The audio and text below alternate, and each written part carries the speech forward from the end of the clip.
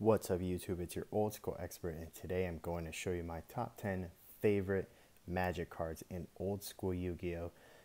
So I consider old school to be Legend of Blue Eyes all the way through Ancient Sanctuary, so that's what this covers. And let's get started at number 10.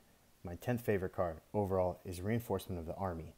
I love this card because the artwork is very cool, and this card had a lot of playability, and it still does today. Even in today's meta games, some decks actually use this. I believe on the list it is restricted to 1, but when this came out it was at 3, and then it slowly kind of went to 2 and then 1. So yeah, but the artwork is amazing. Its effect was really good, and I used it in a lot of different decks. So because of that, this is number 10 on my list. Going into number 9, we got Painful Choice. Painful Choice might be the most busted, broken, amazing Magic card ever, especially as the game has evolved. This card has gotten better and better and better, and has basically eliminated its chances of ever coming off the ban list without an errata, because it's just so good. But I always liked the artwork. So again, another playable card. The artwork was really cool. I just loved how it shows, it kind of epitomizes the text. The artwork shows you what the text is about, and that's really cool. So you have to choose 5 cards, and one goes to the graveyard, or you choose 5 cards, and then your opponent chooses 1 to go to your hand, the rest go to the graveyard, and so that's the Painful Choice. So I really like this at number 9, Painful Choice. Then at number 8, got Dragon Treasure. It is a common / short print out of LOB, and I love this card because when LOB came out, I kind of used it because it had some dragons that were not the best, but I thought this was a cool card, and I thought 300 attack points is great, and back then it kind of was, but this wasn't a very good card. But it's really nostalgic to me. It's got kind of cool artwork. It's got this weird dragon egg thing with a strange creepy face on it. So I always liked this card, and I love short prints. So Dragon Treasure comes in at number 8. At number 7, we got Tribute to the Doomed. This card is very nostalgic to me.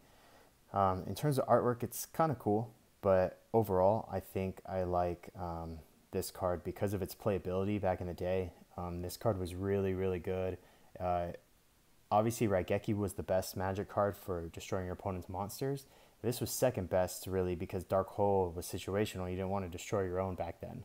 So this card was really useful, and then you could just discard something you didn't need, like a Thunder Dragon or whatever. So, and then I do enjoy the artwork. I like the mummies are kind of cool, and then the sarcophagi in the background are cool. So we got Tribute to the Doomed at number 7. At number 6, Toon World. So Toon World, everybody loves Toon World. Everybody remembers, Duelist Kingdom with Maximilian Pegasus, and Toon World was his thing. Toons were his thing. So when this card came out, I was just so stoked. And not only that, but look at the colors on this thing. And I love how the Toon World right here and this little Toon guy just light up when you shine the light on him. The artwork is incredible. The colors are beautiful. So not many people played Toons back then or even now, but it was a very, very cool card. So Toon World at number 6. Number 5, we got Change of Heart. This card has really cool artwork because it kind of symbolizes again what the text is all about. Basically, one of your opponent's monsters becomes your own. So it used to be your opponent's monster. It was dark and it was evil, and then you brought it over to the light. You brought it to your side. So I loved the way they did that, and it's a hollow card, which makes it even cooler. So Change of Heart at number 5. So moving on to number 4, we got Mystical Space Typhoon. So Mystical Space Typhoon, when this card came out, a lot of people thought that it negated. It does not negate, as we know now. But people don't read cards. They just assume, oh, it says destroy, so it means negate and destroy. But anyways, it was still used back then. It's still used now to an extent. And it's just a very good card. It's just an easy 1-for-1. But I love the artwork. I love the blue, and I like that lightning bolt that's going in it.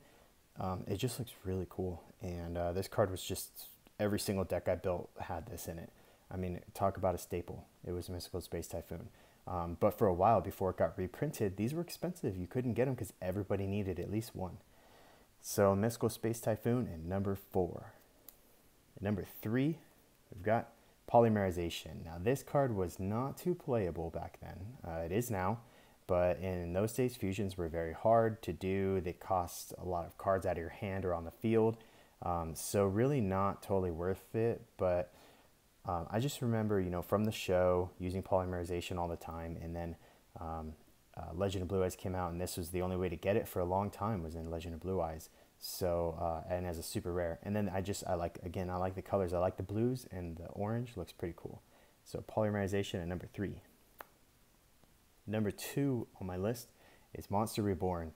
This almost made number 1 because this card is so gorgeous, and I really like this one a lot better than the Japanese artwork. So it's one of the few cards where I think the American artwork looks better than the Japanese. The Japanese has just the Ankh, but this looks really cool. It's like kind of like this crystal sword looking thing with like just crazy designs all over, and it's of course the hollow foil looks badass on this card, and also its playability. I mean, with a lot of these cards, they're on this list because they were playable. So a lot of decks that I built had Monster Reborn. In fact, all of them did until it got banned. So because of all that, Monster Reborn makes number 2 on my list. So before we get to number 1, we'll do some honorable mentions. Didn't quite make the list, but I really wanted them to, so we'll go over those quickly. Amplifier, because just Jinzo is amazing. Mage Power, love the artwork, and it's creepy, but it's cool, and it was a good card back then. I used it in a couple of decks. And then a Legendary Ocean, of course I used it in my Legendary Fisherman deck, but I love the artwork on it. It is a gorgeous looking card. It's pretty much, Atlantis or whatever, so very cool looking card. So Legendary Ocean. Now, number 1, it is probably not a card you guys expect, but number 1 is Book of Secret Arts because of so many reasons. I never really played with it or used it, but if you look at the artwork, I really like old books. I think they're really cool, like old text, old scripture, stuff like that. It's really something that I find interesting, and I love the feather quill. That's really cool. And it comes out of my favorite set, Legend of Blue Eyes, and it's a short print. You guys know I like short prints. So when you combine all those things, and the nostalgia factor for this card, for me, is just through the roof, because, it was Dark Magician's kind of signature power boost, I guess. I don't really know.